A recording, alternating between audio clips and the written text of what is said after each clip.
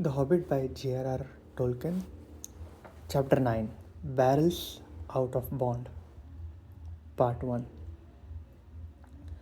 The day after the battle with spiders, Bilbo and the dwarves made one last despairing effort to find a way out before they died of hunger and thirst. They got up and staggered on in the direction which 8 out of the 13 of them guessed to be the one in which the path lay. But they never found out if they were right. Such day as there ever was in forest was fading once more into a blackness of night, when suddenly out of sprang the light of many torches all round them, like hundreds of red stars. Out leapt wood elves with their bows and spears and called the dwarfs to halt. Even if the dwarfs had not been in such a state that they were actually glad to be captured, their small knives, the only weapons they had, would have been of no use against the arrows of elves that could hit a bird's eye in the dark. So they simply stopped dead and sat down and waited, all except Bilbo, who popped on his ring and slipped quickly to one side. That is why, when the elves bound the dwarfs in a long line, one behind the other, and counted them, they never found or counted the hobbit. Nor did they hear or feel him trotting along well behind their torchlight as they led off their prisoners into forest. Each dwarf was blindfolded, but that did not make much difference, for even Bilbo, with the use of his eyes, could not see where they were going, and neither he nor the others knew where they had started from anyway. Bilbo had all he could help Bilbo had all he could do to keep up with the torches, for the elves were making the dwarfs so fast go as fast as ever they could, sick and weary as they were. The king had ordered them to make haste. Suddenly, the torches stopped, and the hobbit had just time to catch them up before they began to cross the bridge. This was the bridge that led across the river to King's Doors.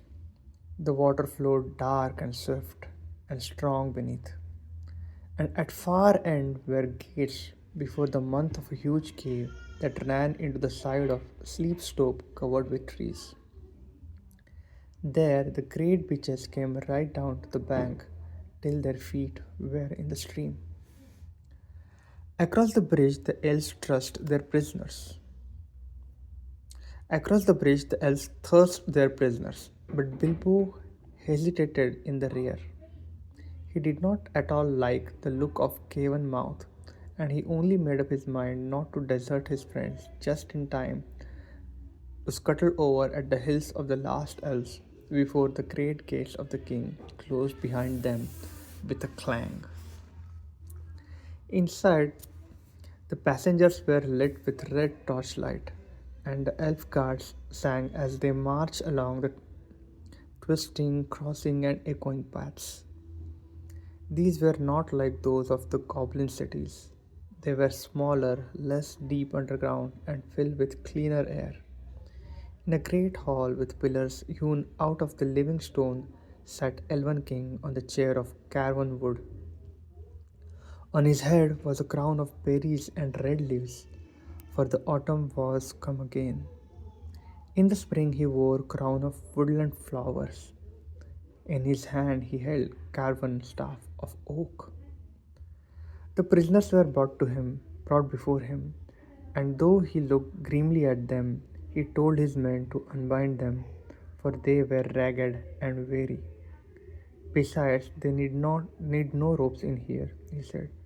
There is no escape from my magic doors for those who are once brought inside.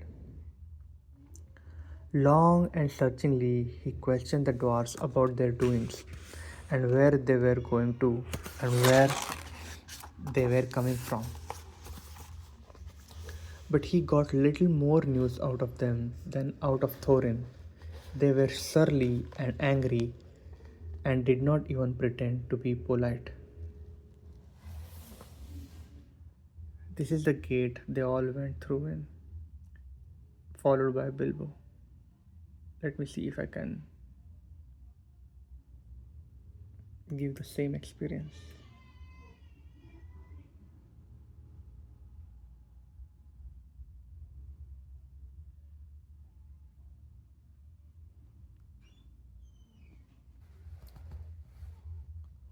What have we done, O king? Said Balin, who was the eldest left. Is it a crime to be lost in the forest? To be hungry and thirsty? To be trapped by spiders? Are the spiders your tame beast or your pets if killing them makes you angry? Such a question, of course, made the king angrier than ever, and he answered, "It is a crime to wander in my realm without leave. Do you forget that you were in my kingdom, using the road that my people made? Did you not 3 times pursue and trouble my people in the forest, and rouse the spiders with your riot and clamor? After all the disturbance you have made, I have a right to know what brings you here, and if you will not tell me now, I will keep you all in prison until you have learned sense and manners." Then he ordered the dwarfs each to be put in separate cell and to be given food and drink, but not to be allowed to pass the doors of their little prisons until one at least of them was willing to tell him all he wanted to know. But he did not tell them that Thorin was also a prisoner with him. It was Bilbo who found that out. Poor Mr. Baggins. It was a very long time that he lived in the place all alone and always in hiding, never daring to take off his ring, hardly daring to sleep, even tucked away in the darkest, remotest corners he could find. For something to do, he took to wandering about the Elven King's palace. Magic shut the gates, but he could sometimes get out if he was quick. Companies of wood elves, sometimes with the king at their head, would from time to time ride out to hunt or to other business in the woods and in the lands to the east. Then, if Bilbo was very nimble, he could slip out just behind them, though it was a dangerous thing to do. More than once he was nearly caught in the doors as they clashed together when the last elf passed. Yet he did not dare to march among them because of his shadow, altogether thin and wobbly as it was in torchlight, or for fear of being bumped into and discovered. And when he did go out,